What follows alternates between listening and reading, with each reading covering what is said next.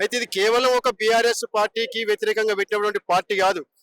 రాష్ట్రంలో తెలంగాణ రాష్ట్రంలో ఉన్నటువంటి 5 కోట్ల తెలంగాణ ప్రజల ఆకాంక్షను నీళ్లు, నిధులు, నియామకాలు, అదే రకంగా అమరుల కుటుంబాలకు ఏదైతే అంతకుముందు హామీలు ఇచ్చిండ్రో వాటిని ఇట్లా ఈ అన్నిటి అంశాల మీద సామాజిక న్యాయం అనే కోణం లోపల అక్క పార్టీ పెట్టింది. అయితే ఈ పార్టీకి తెలంగాణ నలుదిక్కుల నుండి కూడా అశేష జనం వచ్చిండ్రు.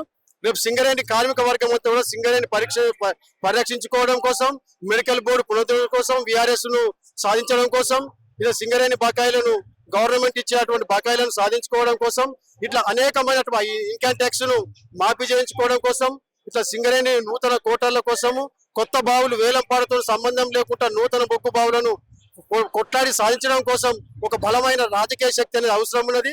ఈ నేపథ్యంలో ఈ క్రమం లోపల ఈ కోణం లోపల అక్క కవితకు ఆలోచించింది తప్ప కేవలం ఒక బీఆర్ఎస్ పార్టీ మీద చేసిందే కాదు.